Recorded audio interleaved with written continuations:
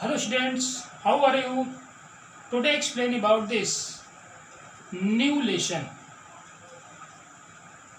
Lesson 9, chapter 9. The name of chapter 9 that is biomolecules. Bio मतलब क्या होता है? Living. Molecules means element or substance. जिसमें कि लिविंग ऑर्गेनिजम्स के अंदर जो मॉलिक्यूल्स हैं, total molecules are present in any living organisms that is known as biomolecules. Understand? तो सबसे पहले हम इसको डिफाइन कर लेते हैं कि what is biomolecules. Understand? All the carbon compound definition. All the carbon compound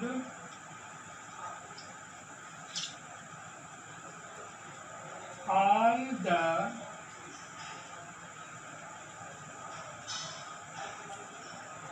carbon compound all the carbon compound that we get from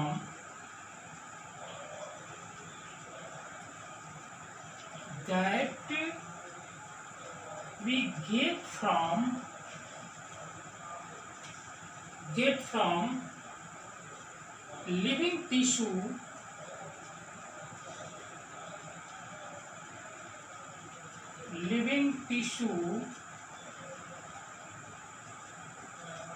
is called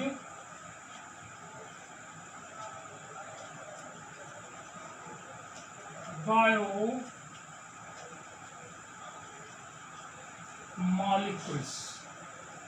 क्या नाम दिया गया? Biomolecules. Understand?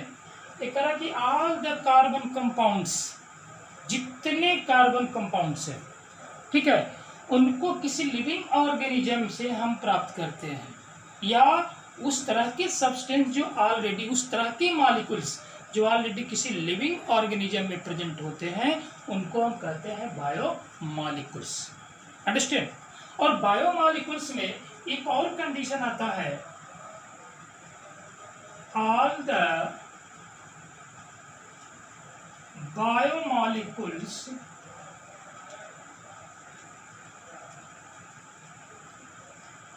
Present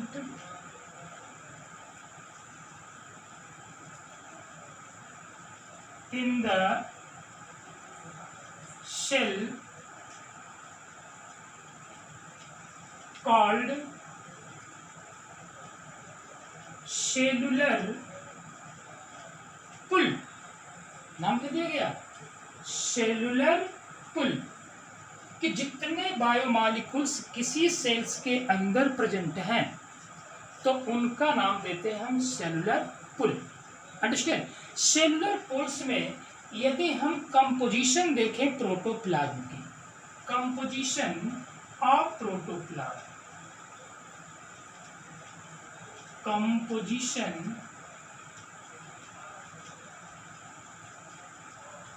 of protoplasm. Understand? तो protoplasm में जबकि ये भी देखा जाता है कि protoplasm is the physical basis of life according to this Huxley. Huxley ने ये बताया कि प्रोटोप्लाज्म जो है क्या है? एक लाइफ का फिजिकल बेस है. अंडरस्टैंड? और protoplasm is the part of, अरे cytoplasm is the part of protoplasm. Understand?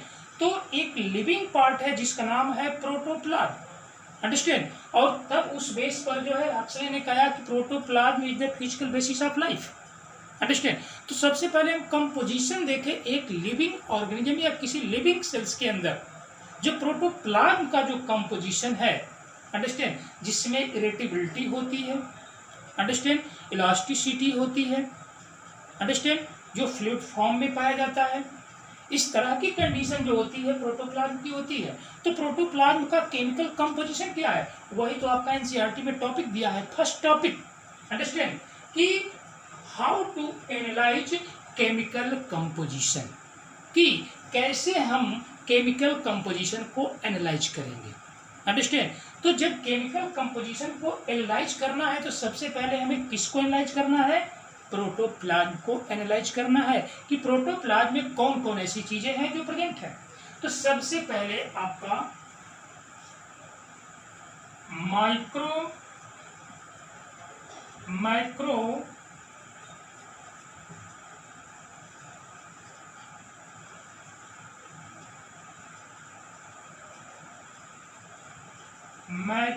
Element, उसके बाद माइक्रो एलिमेंट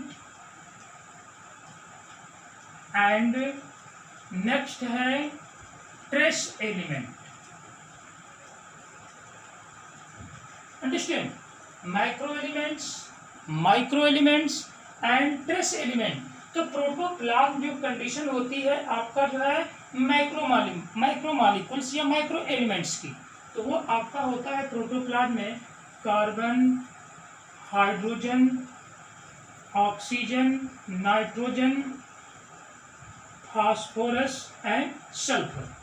1 2 3 4 5 6। अंडरस्टैंड। जिसमें कि यदि हम किसी लिविंग ऑर्गेनिज्म में देखें कि जितने भी एलिमेंट्स हैं ये आपको यदि लिविंग ऑर्गेनिज्म में हम एनालाइज करते हैं उस तरह से, तो अर्थ क्रस्ट में डिफरेंट टाइप्स के जो एलिमेंट्स प्रेजेंट है। अंडरस्टैंड। तो अब इस तरह से लिविंग ऑर्गेनिज्म में देखते हैं तो सबसे पहले जो है आपका क्या प्रेजेंट है भाई? नाइट्रोजन,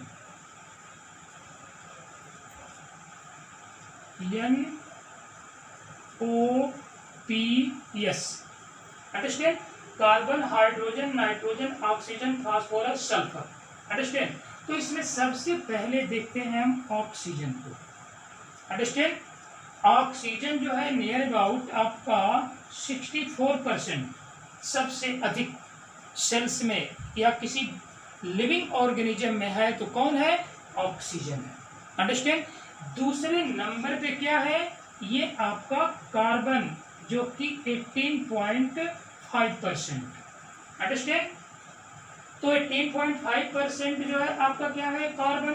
64% या 63% क्या है आपका? ऑक्सीजन। नाइट्रोजन की कंडीशन जो होती है ये आपका 3.3%। अंडरस्टैंड। और ये ऑक्सीजन 0.5% होता है और कंडीशन होती है आपका फास्फोरस एंड सल्फर की। अंडरस्टैंड। तो ये आपके क्या होते हैं? माइक्रो मॉलिक्यूल्स होते हैं। अंडरस्टैंड। माइक्रो मॉलिक्यूल्स की कंडीशन जो होती है ये आपका क्या होता है? जैसे मान लीजिए कि आपका सोडियम, उसके बाद पोटेशियम, उसके बाद क्लोराइड आयन, उसके बाद जो है मैग्नीशियम आयन, ये सभी क्या है? आपके माइक्रो मॉलिक्यूल्स हैं। अंडरस्टैंड। जबकि इनमें कुछ जो है रेयर अमाउंट में, सबसे अधिक तो ये पाए जाएंगे, इससे जो है कम रेंज में ये आपको मिलेंगे। अंडरस्टैंड। लेकिन जो सबसे कम रेंज में मिलने वाले हैं वो कौन कौन से हैं? जैसे मान लीजिए कि जिंक है, उसके बाद मैग्नीज है। अंडरस्टैंड। इस तरह की कंडीशन जो होती है क्या होती है? उसके बाद BD है, वैलेडियम। अंडरस्टैंड। तो इस तरह की कंडीशन जो होती है आपका मिलता है ट्रेस एलिमेंट, जिसमें कि बहुत रेयर अमाउंट में जो है प्रोटोप्लाज्म में प्रेजेंट होते हैं। अंडरस्टैंड। तो माइक्रो एंड माइक्रो ये दो तरह की कंडीशन होती है किसमें? ये प्रोटोप्लाज्म का कॉम्बिनेशन। अंडरस्टैंड। अब जो है थोड़ा देखते हैं सेलुलर पूल की कंडीशन कि सेलुलर पूल के कंडीशन में क्या क्या हमें मिलता है। Cellular pool. Understand. Composition of cellular pool जिसमें ऑर्गेनिक एंड इनऑर्गेनिक सब्सटेंस मिलेगा। अंडरस्टैंड। कंपोजिशन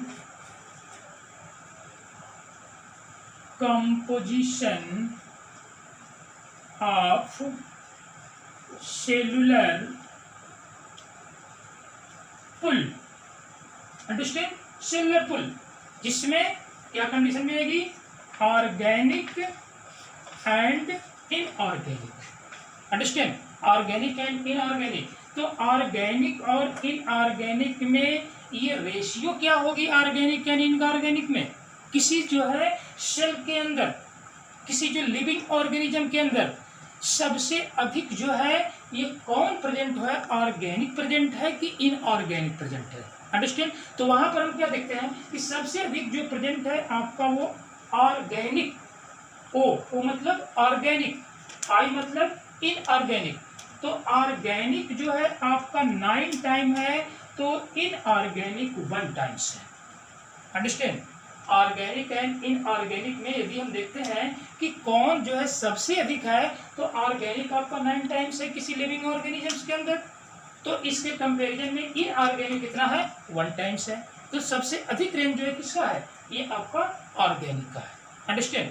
अब इस ऑर्गेनिक जो है और इनऑर्गेनिक में माइक्रोबायोमॉलिक्यूल्स एंड मैक्रोबायोमॉलिक्यूल्स दो तरह की कंडीशन मिलेगी आपको कि माइक्रोबायोमॉलिक्यूल्स कौन है और माइक्रोबायोमॉलिक्यूल्स कौन है और मैक्रोबायोमॉलिक्यूल्स कौन है। अंडरस्टैंड? तो इसमें क्या करना पड़ेगा आपको, एक एक्सपेरिमेंट करना पड़ेगा कि सबसे पहले आप लें लिविंग टिश्यू, अंडरस्टैंड, और लिविंग टिश्यू को ग्राइंड इट, इसको क्या कर दें हम, ग्राइंड इट। अब ये ग्राइंड इट होगा, तो ग्राइंड करने के बाद क्या होगा, एक आपका थिक स्लरी बनेगा। तो किसके साथ इसको ग्राइंड करेंगे, ये आपका होगा ट्राई क्लोरो एसिटिक एसिड, क्या नाम दिया गया, try chloro acetic acid. Understand? CL3CH3COOH, understand? इसको कहते हैं ट्राई क्लोरो एसिटिक एसिड। जब इसमें मिक्स करके आप लिविंग टिश्यू को ग्राइंड करेंगे इस एसिड के अंदर, अंडरस्टैंड, तो जब एसिड अंदर ग्राइंड करेंगे इसको, तो क्या होगा, एक थिक स्लरी ऑब्टेन होगी, थिक स्लरी अंदर एक पेस्ट लाइक स्ट्रक्चर आपको मिलेगा, इसको कहते हैं हम thick slurry. Understand? Thick slurry, understand, इसका नाम देंगे हम थिक स्लरी। तो इस थिक स्लरी को हम क्या करें, एक जो है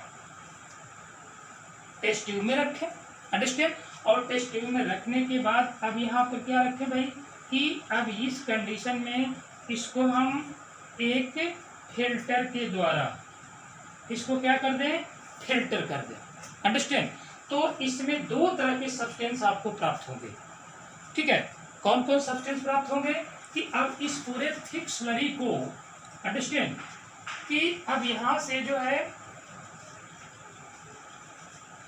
ऑर्गेनिक, अंडरस्टैंड, तो इस तरह की कंडीशन थिक स्लरी इसका बनाते हैं, और इसमें आप जो है क्या करते हैं, एक फिल्टर पेपर रखते हैं, फिल्टर पेपर, अंडरस्टैंड।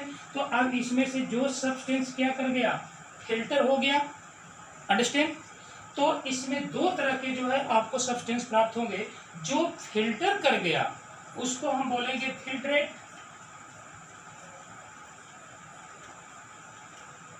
फिल्ट्रेट बोलेंगे, अंडरस्टैंड। और जो फिल्टर नहीं हुआ उसको हम क्या बोलेंगे, रिटेंट, अंडरस्टैंड, क्या नाम देंगे, रिटेंट बोलेंगे इसको। कंडीशन क्या मिल गई आपको, acid soluble fraction. Acid soluble fraction का मतलब क्या हो गया, कि ये जो है एसिड सॉल्युबल है और ये क्या कर गया, फिल्टर पेपर से फिल्टर कर गया, अंडरस्टैंड। तो एसिड सॉल्युबल फ्रैक्शन नाम दिया जाएगा, अंडरस्टैंड। और जब एसिड सॉल्युबल फ्रैक्शन है तो नेक्स्ट कंडीशन क्या होगा भाई, कि माइक्रोबायोमॉलिक्यूल्स नाम दिया जाएगा, माइक्रोबायोमॉलिक्यूल्स, अंडरस्टैंड, इसका नाम क्या देंगे, माइक्रोबायोमॉलिक्यूल्स, अंडरस्टैंड। और दूसरी कंडीशन क्या होगी, कि जब ये माइक्रोबायोमॉलिक्यूल्स है तो इसका मॉलिक्यूलर वेट कैसा होगा, low molecular weight, understand, low molecular weight, understand, low molecular weight, understand. तो इसको हम मेजर कैसे करेंगे, डाल्टन में करेंगे, ठीक है। तो इसका जो है वेट कितना होगा, ये वेट होगा आपका 18 to 800 Dalton, understand, 18 to 800 Dalton, understand. अब दूसरी कंडीशन क्या होगी भाई कि रिटेंटेंट जो बचा है आपका, जो फिल्टर नहीं हुआ है, तो सबसे पहले कंडीशन क्या होगी, एसिड इनसॉल्युबल होगा ये, तो इसको हम बोलेंगे एसिड इनसॉल्युबल, अंडरस्टैंड। इसका नाम क्या देंगे, एसिड इनसॉल्युबल क्या फ्रैक्शन, अंडरस्टैंड। इसका नाम देंगे एसिड इनसॉल्युबल फ्रैक्शन, अंडरस्टैंड। और दूसरी कंडीशन क्या होगी कि ऑलरेडी ये जो है फिल्टर नहीं हुआ, तो ये माइक्रो बायोमॉलिक्यूल्स होगा। क्या नाम दिया जाएगा इसको, माइक्रो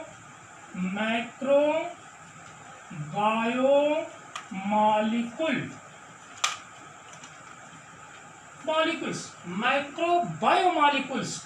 तो इसका जो है मॉलिक्यूलर वेट कितना होगा भाई, ये हाई मॉलिक्यूलर वेट, अंडरस्टैंड। इसका हाई मॉलिक्यूलर वेट होगा, और जब हाई मॉलिक्यूलर वेट होगा तो इसकी कंडीशन क्या होगी कि यहाँ पर जो इसको मेजर किया जाएगा इसके मॉलिक्यूल्स को, तो इसका जो है तीसरी कंडीशन क्या होगी कि अब ये 10,000 डाल्टन का होगा, 10,000 डाल्टन, अंडरस्टैंड। तो ये कंडीशन हो गई आपका micro biomolecules and micro biomolecules. इसके पहले हमने क्या देखा, major element, minor element and trace element, जो हम प्रोटोप्लाज्म का कंपोजिशन बताया, अंडरस्टैंड। तो उसमें मेजर एलिमेंट जो है 6 टाइप्स के मिले, carbon, hydrogen, oxygen, carbon, hydrogen, nitrogen, oxygen, phosphorus, sulphur, 6 type के, चिनोप्स नाम दिया गया उसका, अंडरस्टैंड। जिसमें सबसे अधिक क्वांटिटी किसकी थी, सबसे अधिक जो है क्वांटिटी थी आपके जो है नाइट्रोजन की, अंडरस्टैंड। तो इस तरह की कंडीशन जो होती है आपका 18,000 to 800 डाल्टन, 10,000 डाल्टन इसका हो गया। जब 10,000 मॉलिक्यूलर वेट हुआ, 10,000 डाल्टन, तो हाई मॉलिक्यूलर वेट का हुआ और माइक्रो मॉलिक्यूल्स कहा गया, और उसको एसिड इनसॉल्युबल फ्रैक्शन दिया गया, अंडरस्टैंड। जो रिटेंटेंट है, अंडरस्टैंड, जो फिल्ट्रेट है, जो ऑलरेडी फिल्टर कर गया, उसका मॉलिक्यूलर वेट कैसा है, low molecular weight, 18 to 800 Dalton, micro molecules and acid soluble fraction, understand. इस तरह से हमें क्या मिल गया, इनऑर्गेनिक और ऑर्गेनिक सब्सटेंस का हमने एनालिसिस कर लिया, अंडरस्टैंड। जब ये ऑर्गेनिक सब्सटेंस का हमने एनालिसिस कर दिया, कैसे किया, एक लिविंग टिश्यू को लिया, उसको ग्राइंड किया, ग्राइंड करने के बाद उसमें क्या मिक्स किया, इसमें जो है एसिड मिक्स किया, और उस एसिड का नाम क्या है, ट्राइक्लोरोएसिटिक एसिड। ये already this is the most important point for neat and AI PMT, understand. तो इसकी एक थिक स्लरी बन गई। अब एक थिक स्लरी जो बन गई, पेस्ट लाइक स्ट्रक्चर जो बन गया, उस पेस्ट लाइक स्ट्रक्चर को हमने क्या किया, फिल्टर से फिल्टर किया, उसको फिल्टर पेपर लगा करके, और जब फिल्टर कर दिया तो जिसने जितने पॉइंट फिल्ट्रेट कर गए, तो फिल्ट्रेट करने का मतलब कि एसिड सॉल्युबल हुए, और जो फिल्टर नहीं हुए वो एसिड इनसॉल्युबल हुए। तो जो एसिड सॉल्युबल हुए वो माइक्रो मॉलिक्यूल्स बोले गए, माइक्रो बायोमॉलिक्यूल्स कहे गए। अब जो सॉल्युबल नहीं हुए, जो फिल्टर नहीं हुए, उसको माइक्रो बायोमॉलिक्यूल्स बोल दिया गया, अंडरस्टैंड। जिसका मॉलिक्यूलर वेट क्या हो गया, 10,000 डाल्टन से अबव हो गया, और जो माइक्रो बायोमॉलिक्यूल्स हुआ उसका 18 to 800 डाल्टन हो गया, अंडरस्टैंड। तो इस तरह की कंडीशन होती है आपके जो क्या, एक ऑर्गेनिक सब्सटेंस की, अंडरस्टैंड। लेकिन जब एक ऑर्गेनिक सब्सटेंस का जो हमने क्या कर दिया, एक तो एनालिसिस कर लिया कि हमारा एक ऑर्गेनिक सब्सटेंस है। अब इस ऑर्गेनिक सब्सटेंस में ये कौन माइक्रो बायोमॉलिक्यूल्स और कौन माइक्रो बायोमॉलिक्यूल्स, ठीक है, कि माइक्रो की कंडीशन क्या होगी और मैक्रो की क्या कंडीशन होगी। Micro biomolecules and micro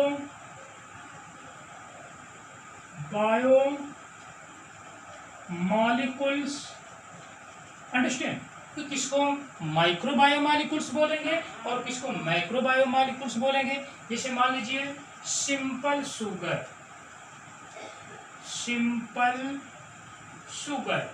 understand, तो सिंपल शुगर, तो कंडीशन क्या हो गई यहाँ पर पॉलीमर की हो गई, पॉलीमर। तो सिंपल शुगर में कौन आ जाएगा, ग्लूकोज आ जाएगा, उसके बाद जो है डेक्सट्रोज आ जाएगा, उसके बाद गैलेक्टोज आएगा।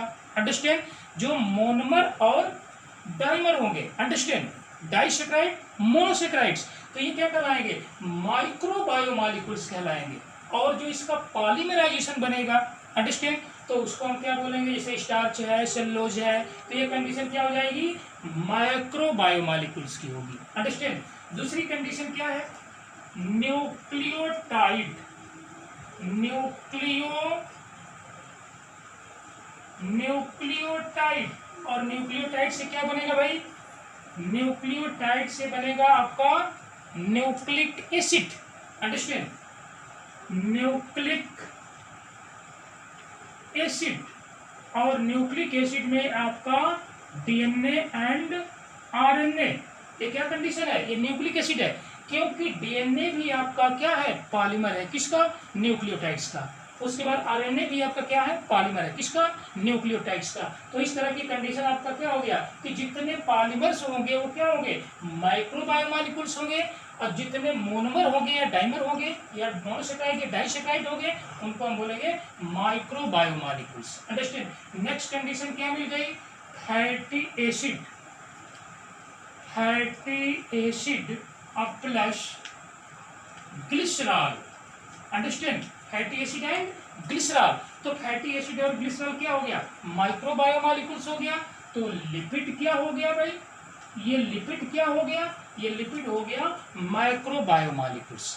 अंडरस्टैंड। तो इस तरह की कंडीशन होती है आपका micro biomolecules and micro biomolecules. Understand. तो micro biomolecules that is known as simple monomer and micro biomolecules that is known as polymer. Understand. जैसे न्यूक्लियोटाइड्स का पॉलीमर कौन है, आपका न्यूक्लिक एसिड है। Understand. Deoxyribose nucleic acid, ribose nucleic acid, तो ये किसका पॉलीमर है, ये आपका जो है न्यूक्लियोटाइड का पॉलीमर है। अंडरस्टैंड। उसके बाद फैटी एसिड एंड ग्लिसरॉल, ये किसका पॉलीमर है, लिपिड का, लिपिड पॉलीमर है इसका। लेकिन अब ये पॉलीमर तो है नहीं, क्योंकि यहाँ पर क्या कंडीशन है, क्योंकि दो सब्सटेंस से मिलकर बना है लिपिड, तो लिपिड जो है एक एक्सेप्शन है। अंडरस्टैंड। तो इस कंडीशन में ये आपका जो है एक्सेप्शन, जिसमें माइक्रो बायोमॉलिक्यूल्स ये होते हुए भी, अरे माइक्रो बायोमॉलिक्यूल्स में होते हुए भी माइक्रो बायोमॉलिक्यूल्स में रखा गया है। क्यों रखा गया है, रीजन क्या है इसका, इसका रीजन बस एक ही है कि ये जो है एसिड सॉल्युबल नहीं है। अंडरस्टैंड। यदि एसिड सॉल्युबल होता तो इसको हम यहाँ पे रखते, ये पॉलीमर नहीं है। पॉलीमर तो होता है जहाँ पर मोर देन वन सब्सटेंस मिलकर के किसी एक कंपाउंड का फॉर्मेशन करते हैं, उसको हम पॉलीमर करते हैं, पॉलीमराइजेशन। तो यहाँ पर पॉलीमराइजेशन कहाँ हो रहा है भाई, ये तो फैटी एसिड और ग्लिसरॉल दो ही चीजें मिलकर के जो है लिपिड बना रही है। अंडरस्टैंड। तो this is the most important point कि ये आपका जो है माइक्रो बायोमॉलिक्यूल्स नहीं है, लेकिन माइक्रो बायोमॉलिक्यूल्स में रखा गया। उसका रीजन क्या है, एक ही रीजन है कि ये एसिड इनसॉल्युबल है। जितने एसिड सॉल्युबल होंगे वो माइक्रो बायोमॉलिक्यूल्स होंगे, और जो एसिड इनसॉल्युबल होंगे वो माइक्रो बायोमॉलिक्यूल्स होंगे। अंडरस्टैंड। इस तरह की कंडीशन होती है आपके जो है ऑर्गेनिक कंपाउंड्स की। अब जो है नेक्स्ट पॉइंट में हम जो है आपको बताएंगे इनऑर्गेनिक कंपाउंड को कैसे हम अलग करेंगे। अंडरस्टैंड कि एक सेल के अंदर क्या क्या कंपोजिशन होती है और उसमें इनऑर्गेनिक कंपाउंड से कौन कौन से होते हैं। अंडरस्टैंड। और उसको कैसे हम लोग क्या करेंगे, उसको जो है एक्सपेरिमेंट करके कैसे हम लोग ऑर्गेनिक और इनऑर्गेनिक को अलग करेंगे। Understand. Thank you students, bye.